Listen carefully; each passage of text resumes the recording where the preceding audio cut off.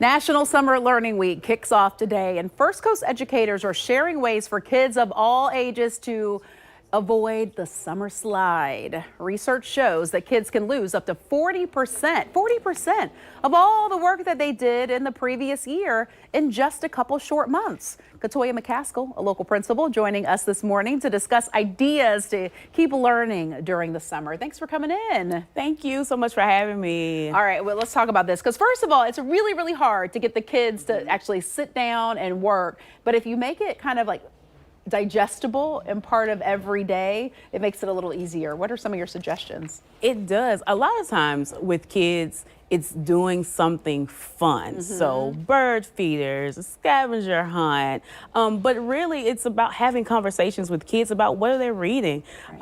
Did you watch the news? Hey, tell me what happened. Or what book are you interested in? Tell me about it. So it's about a lot of conversation because it keeps their mind engaged so that when they come back to school, it won't be so much and so hard getting back into the groove of things. You know, so we always do the interim books that get you from 3rd to 4th grade or whatever the next grade is. And I'm like 3 pages a day. You need to do a math page and a reading page. Do you think that, you know, kind of building that in and saying, okay, you're going to sit for 30 minutes or 10 minutes even, that just kind of keeps them sharp? It keeps them sharp, but also builds levels of stamina and accountability so that they won't be so sluggish when school starts. It doesn't necessarily have to be, hey, you got 30 minutes, do this worksheet. That's what my mom did.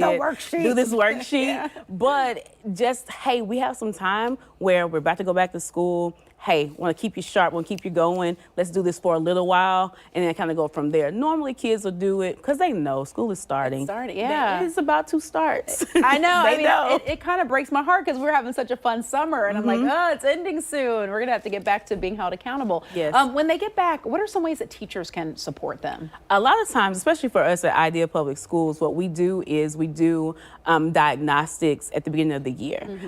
And a lot of it comes through some things that kids are already used to. iReady, we do RenStar, but a lot of conversations are formative with teachers in the classroom, just to figure out where they were, where they leave, what may have happened over the summer, or where they are now, so that we can really pinpoint what that what we can do to keep them either progressing to close their gap or moving closer. So testing, but also, again, a lot of formative conversations, a lot of team building at the beginning of the year, first quarter, because that is what helps teachers know where they are. Yeah, and, you know, I think it's important that parents maybe ask for those numbers too, because you know if you did it right. You know, if the couple pages every day worked for the kid, you know, or even where you can supplement some at home. Let's go through some books, because here's the thing. I'm trying to do a reward system, which I am kind of failing at, because I think my children have earned some rewards that I haven't given. Sorry.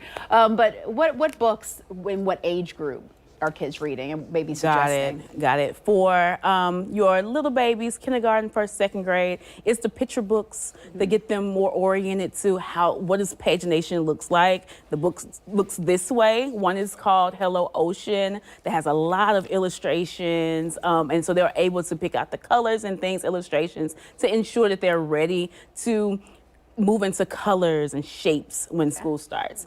For 3rd and 4th. 3rd and 4th graders, we're looking at Diary of a Wimpy Kid. Even my 6th graders love those. Is that all okay? of those.